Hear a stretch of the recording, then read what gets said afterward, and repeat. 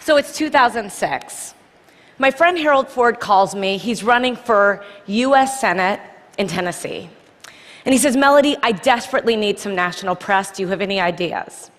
So I had an idea. I called a friend who was in New York at one of the most successful media companies in the world. And she said, why don't we host an editorial board lunch for Harold? You come with him. Harold and I arrive in New York. We are in our best suits. We look like shiny new pennies. And we get to the receptionist and we say, we're here for the lunch. She motions for us to follow her. We walk through a series of corridors, and all of a sudden we find ourselves in a stark room, at which point she looks at us and she says, where are your uniforms? Just as this happens, my friend rushes in. The blood drains from her face.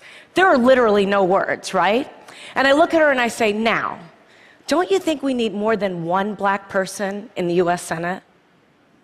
Now, Harold and I, we still laugh about that story. And in many ways, the moment caught me off guard. But deep, deep down inside, I actually wasn't surprised. And I wasn't surprised because of something my mother taught me about 30 years before. You see, my mother was ruthlessly realistic. I remember one day coming home from a birthday party where I was the only black kid invited. And instead of asking me the normal motherly questions like, did you have fun or how was the cake? My mother looked at me and she said, how did they treat you? I was 7. I did not understand. I mean, why would anyone treat me differently? But she knew. And she looked me right in the eye and she said, they will not always treat you well. Now, race is one of those topics in America that makes people extraordinarily uncomfortable. You bring it up at a dinner party or in a workplace environment, it is literally the conversational equivalent of touching the third rail. There is shock, followed by a long silence. And even coming here today, I told some friends and colleagues that I plan to talk about race, and they warned me. They told me, don't do it. There'd be huge risks in me talking about this topic, that people might think I'm a militant black woman and I would ruin my career. And I have to tell you, I actually for a moment was a bit afraid. Then I realized the first step to solving any problem is to not hide from it. And the first step to any form of action is awareness. And so I decided to actually talk about race. And I decided that if I came here and shared with you some of my experiences, then maybe we could all be a little less anxious and a little more bold in our conversations about race.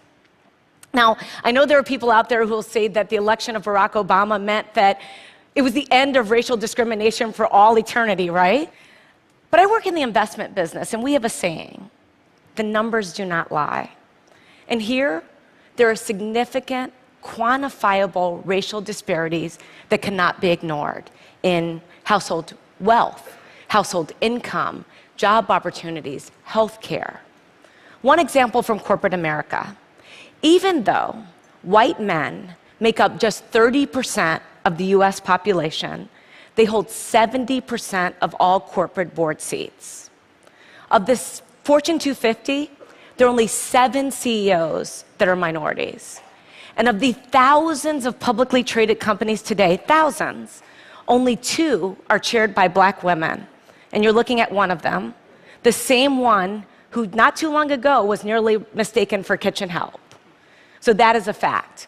Now, I have this thought experience that I play with myself, experiment. When I say, imagine if I walked you into a room and it was of a major corporation like ExxonMobil, and every single person around the boardroom were black, you would think that were weird. But if I walked you into a Fortune 500 company and every around the table is a white male, when will it be that we think that's weird too? And I know how we got here.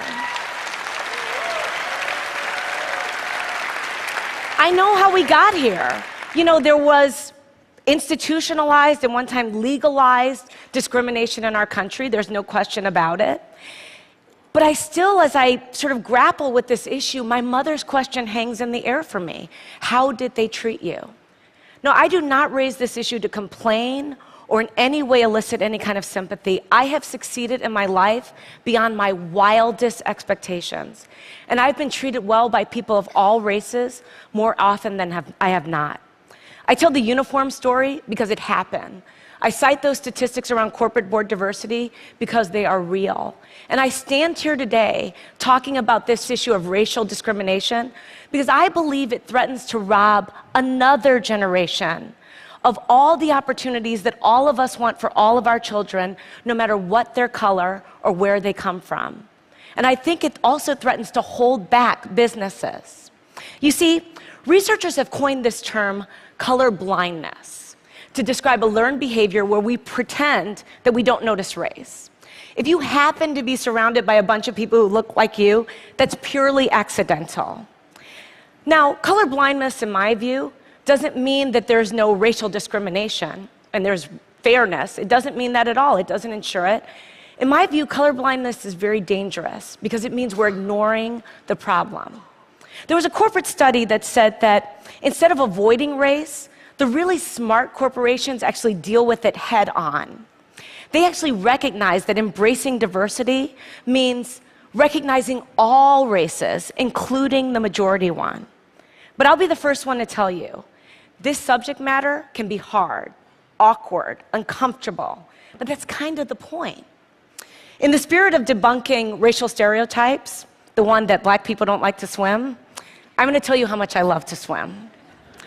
I love to swim so much that as an adult, I swim with a coach. And one day my coach had me do a drill where I had to swim to one end of a 25-meter pool without taking a breath. And every single time I failed, I had to start over. And I failed a lot. By the end, I got it, but I got out of the pool, I was exasperated and tired and annoyed. And I said, why are we doing breath-holding exercises? And my coach looked at me and he said, Melody, that was not a breath-holding exercise. That drill was to make you comfortable being uncomfortable, because that's how most of us spend our days. If we can learn to deal with our discomfort and just relax into it, we'll have a better life. So I think it's time for us to be comfortable with the uncomfortable conversation about race. Black, white, Asian, Hispanic, male, female, all of us.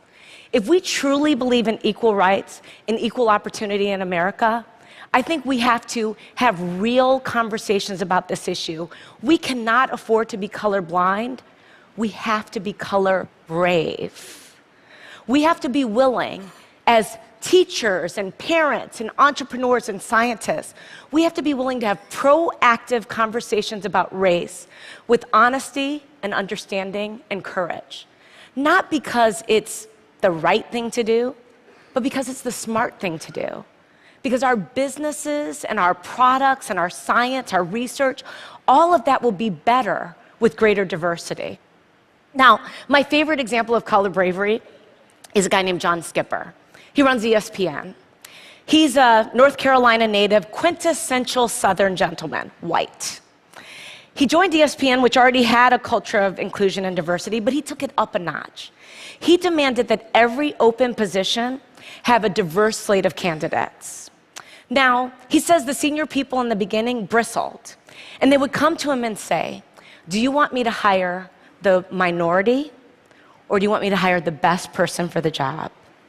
And Skipper says his answers were always the same, yes. And by saying yes to diversity, I honestly believe that ESPN is the most valuable cable franchise in the world. I think that's a part of the secret sauce. Now, I can tell you in my own industry, at Ariel Investments, we actually view our diversity as a competitive advantage. And that advantage can extend way beyond business. There's a guy named Scott Page at the University of Michigan. He's the first person to develop a mathematical calculation for diversity.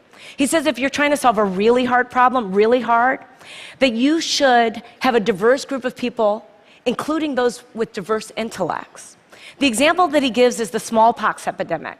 When it was ravaging Europe, they brought together all these scientists and they were stumped. And the beginnings of the cure to the disease came from the most unlikely source, a dairy farmer. A dairy farmer who noticed that the milkmaids were not getting smallpox. And the smallpox vaccination is bovine-based because of that dairy farmer. Now, I'm sure you're sitting here and you're saying, I don't run a cable company. I don't run an investment firm. I am not a dairy farmer. What can I do? And I'm telling you, you can be color brave. If you're a part of a hiring process or an admissions process, you can be color brave. If you are trying to solve a really hard problem, you can speak up and be color brave. Now, I know people will say, but that doesn't add up to a lot. But I'm actually asking you to do something really simple. Observe your environment at work, at school, at home. I'm asking you to look at the people around you purposefully and intentionally.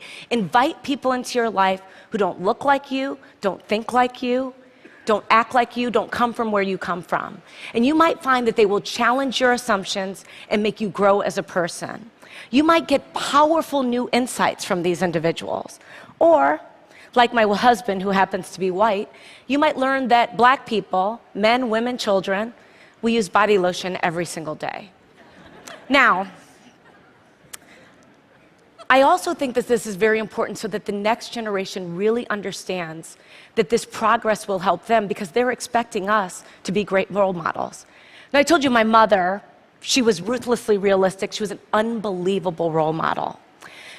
She was the kind of person who got to be the way she was because she was a single mom with 6 kids in Chicago. She was in the real estate business where she worked extraordinarily hard, but oftentimes had a hard time making ends meet.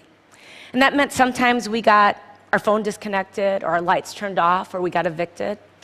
And when we got evicted, sometimes we lived in these small apartments that she owned, sometimes in only 1 or 2 rooms because they weren't completed. And we would heat our bathwater on hot plates. But she never gave up hope, ever. And she never allowed us to give up hope either. This brutal pragmatism that she had, I was 4 and she told me, "Mommy is Santa." She was this brutal pragmatism. She taught me so many lessons, but the most important lesson was that every single day she told me, "Melody, you can be anything, anything." And because of those words, I would wake up at the crack of dawn. And because of those words, I would love school more than anything. And because of those words, when I was on a bus going to school, I dreamed the biggest dreams. And it's because of those words that I stand here right now, full of passion, asking you to be brave for the kids who are dreaming those dreams today.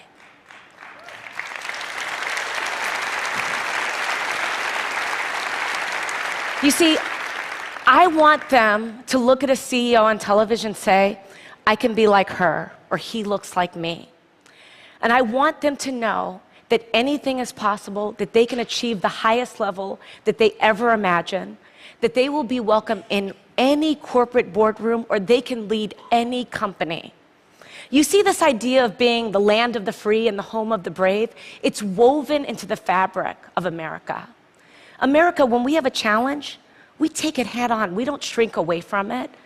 We take a stand. We show courage. So right now, what I'm asking you to do, I'm asking you to show courage. I'm asking you to be bold. As business leaders, I'm asking you not to leave anything on the table.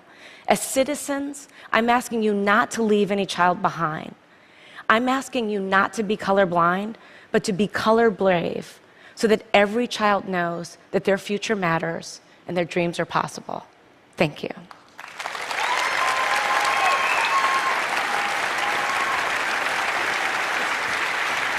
Thank you. Thanks. Thanks.